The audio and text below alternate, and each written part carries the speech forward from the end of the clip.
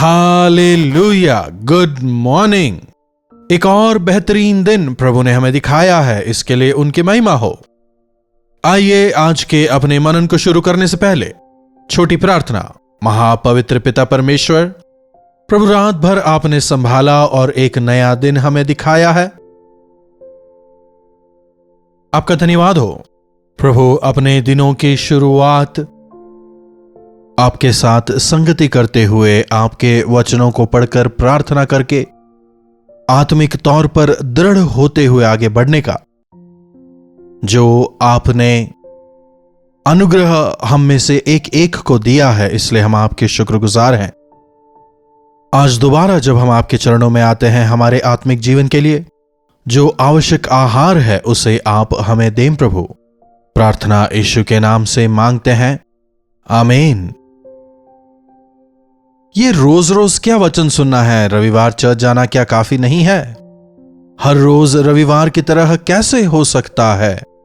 हर रोज प्रभु प्रभु करेंगे तो फिर दूसरे काम धंधा वगैरह हम कब करने पाएंगे? कई लोग आजकल इस तरह के विचारों के साथ में जीवन व्यतीत करते हैं। हर रोज भोजन करने पर ही तो ना हमें शारीरिक बल मिलता है, 3 बार खाते हैं ना?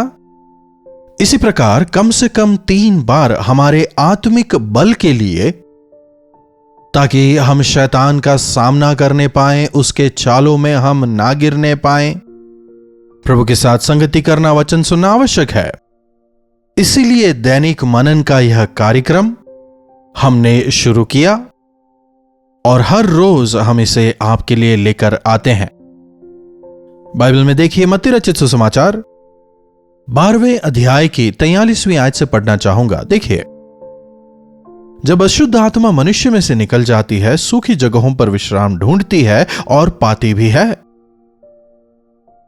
अशुद्ध आत्मा जब एक मनुष्य को छोड़ करके चली जाती है, अशुद्ध आत्मा वह इधर उधर भटकती फिरती है और तलाशती है कि कहां पर वो विश्राम करने पाए या टिकने पाए। हमारे परमेश्वर जिनकी हम आराधना करते हैं, हम पवित्र परमेश्वर के संतान हैं। जैसे तुम्हारे स्वर्ग के पिता पवित्र हैं, वैसे ही तुम भी हर बातों में पवित्र बनो, प्रभु का वचन हमें बताता है। तो ये अपवित्र आत्मा कहां से आई? अपवित्रता का मतलब ही वहां अशुद्धता है, पाप है, लैंगिक संबंध है। हर वो चीज जो अपवित्र है वो पाप है, जो पाप है वो अपवित्र है। एक व्यक्ति जब अपने हृदय को प्रभु को नहीं देता और उसे पाप से भरता है, मतलब उसने अपना हृदय शैतान को दिया है। जहां कीचड़ होता है, जहां पानी इकट्ठा होता है, वहां पर मच्छर होते हैं, है ना? जहां चिंगारी होती है वहां धुआं होता है। वैसे ही जहां पाप होता है वहां पर अशुद्ध आत्माएं, अपवित्र आत्माएं होती हैं।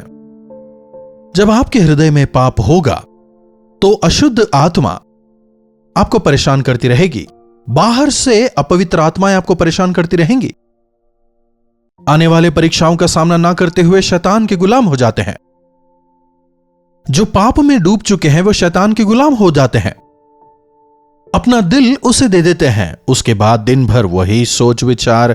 देखिए शराबियों को, देखिए शराब पीने की ललक। एक गिलास पानी पीने से हमारी प्यास बुझती है पर उसकी नहीं बुझती। व्यभिचारी लोगों को देखिए, हमेशा उसी के बारे में सोचते हैं, उसी के बारे में प्रयास करते रहते हैं, क्योंकि जो अपवित्र आत्माएं वहां पर हैं उन्हें पाप करने के लिए उकसाती रहती हैं। यस, मनुष्य अपने हृदयों में अपवित्र आत्मा को स्थान दे रहे हैं। He is an uninvited guest. आपको बुलाने की जरूरत नहीं है। जब आपने पाप को स्थान दिया, आपकी बलहीनताओं को जानने वाला शैतान उसे अपना आधार बनाकर आपको परेशान करता रहता है। कई बार आपने सुना होगा ना, हम नहीं चाहते लेकिन फिर भी हो जाता है। हमें वो करना पसंद नहीं है लेकिन फिर भी वो आदत हमसे नहीं छूटती। मतलब दुष्ट आत्माएं जो हैं उन्हें प्रताड़ित कर रही हैं। हालेलुया। हमारे प्रभु यीशु मसीह ने अपवित्र आत्माओं से पीड़ित लोगों का उद्धार किया है, दुष्ट आत्माओं के द्वारा प्रताड़ित किए जाने वालों को छुटकारा दिलाया है। उन दिनों में ही नहीं, आज भी वे छुटकारा देंगे।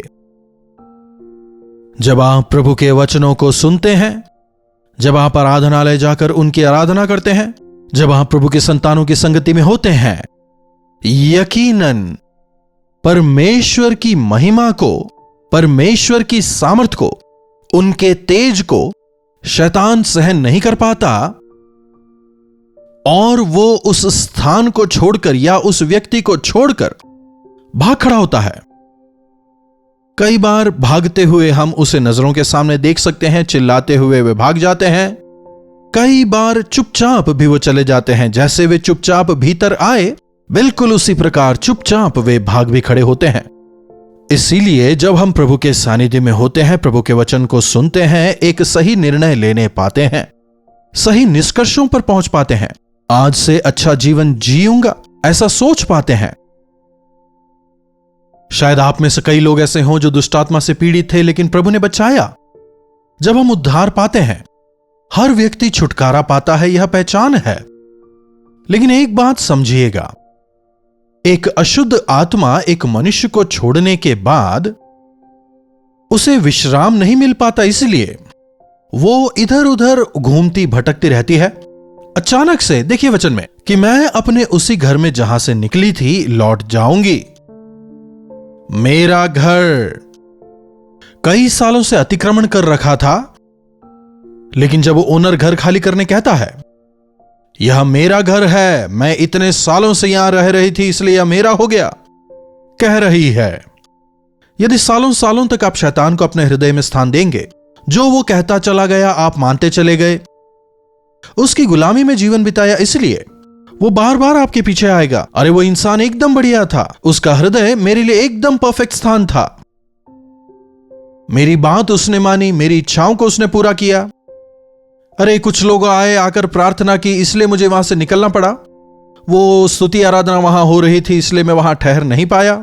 वो प्रभु पर भरोसा करने लगा, इसलिए मुझे वहां से निकल के जाना पड़ा। लेकिन आजकल वो कैसा है थोड़ा देखो, कहते हुए वो वापस आएगा। वापस आकर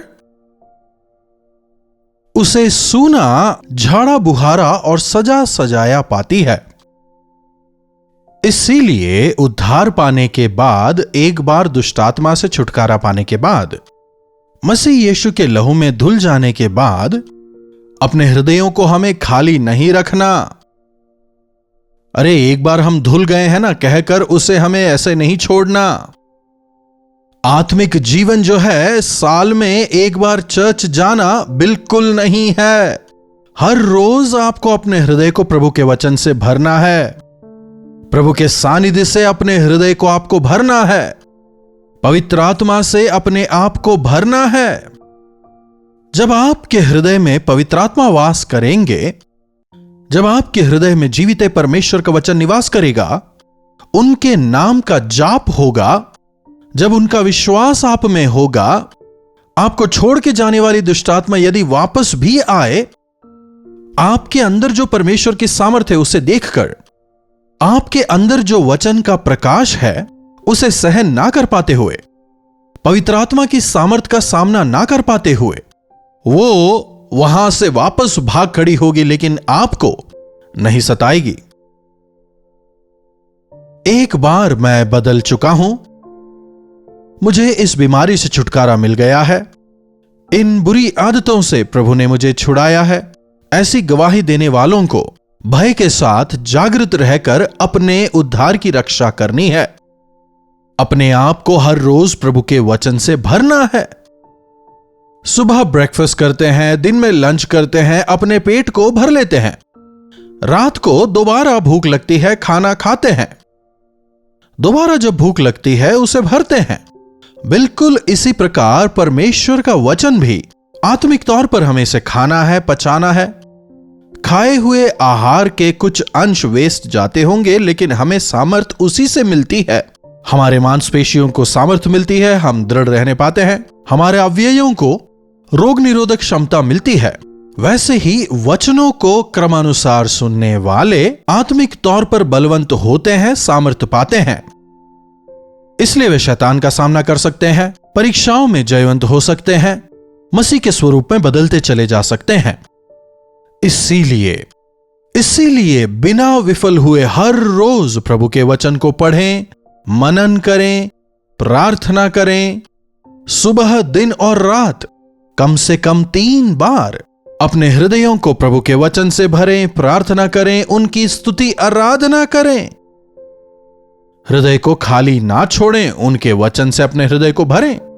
दिन रात व्यवस्था पर मनन करने वाला धन्य है, क्योंकि वह सही ऋतु पर अपना फल देगा।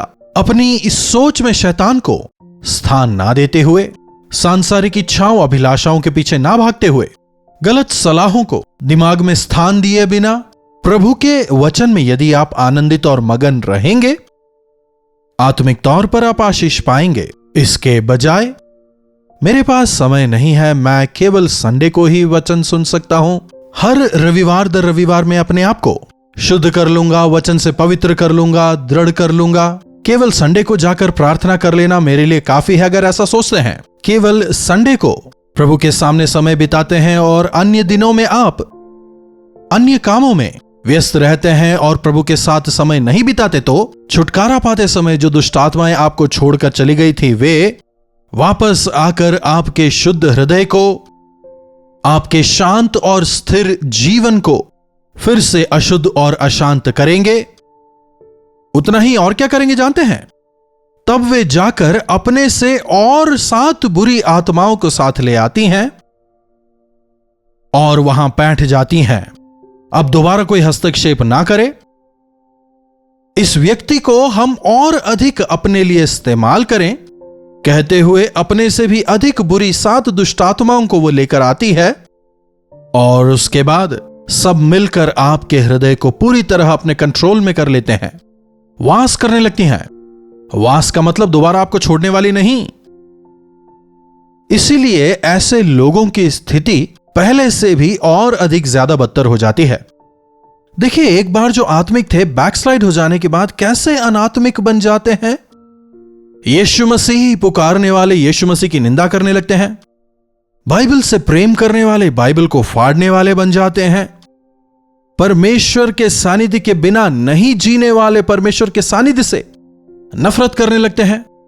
यह सब उनकी वजह से नहीं हो रहा, उनके अंदर जो 7+1 दुष्टात्मा है, 8, उनकी वजह से।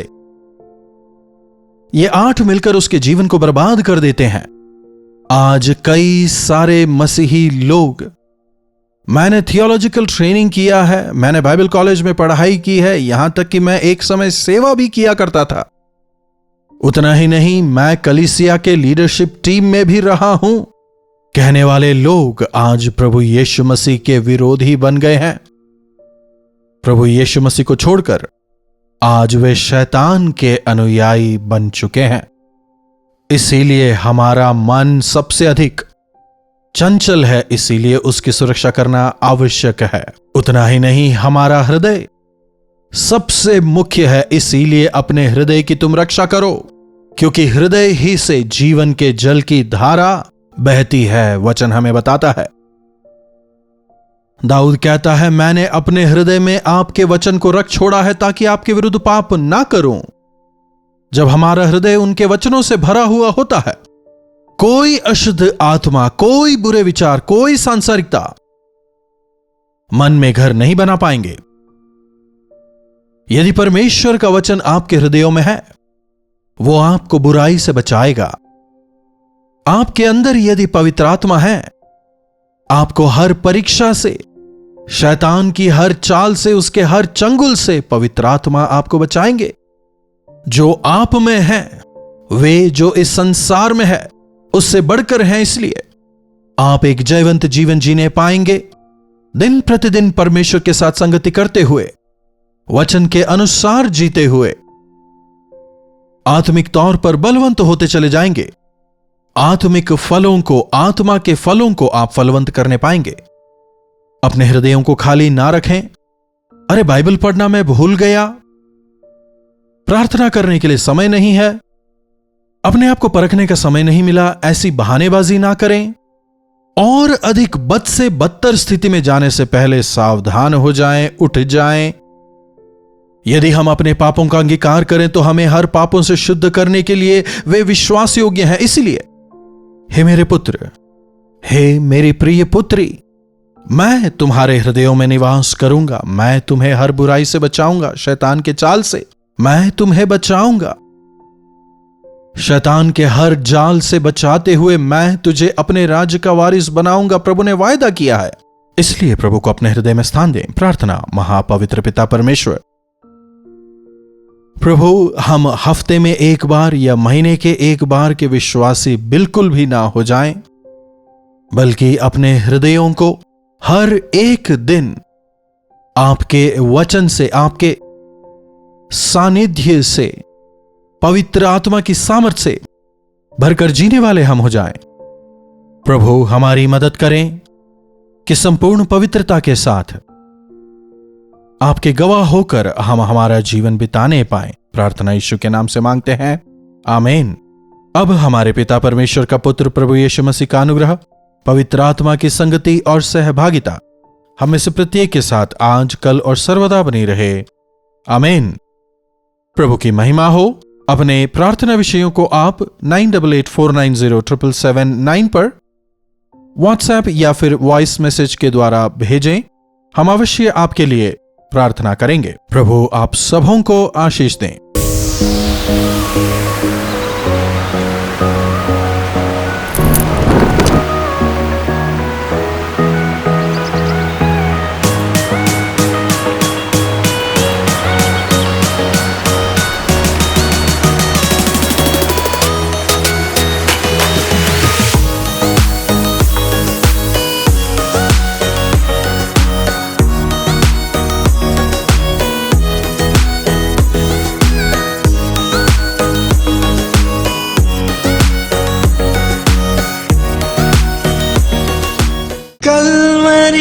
दर्शन, ये है प्रेम के दर्शन, यीशु प्रेम के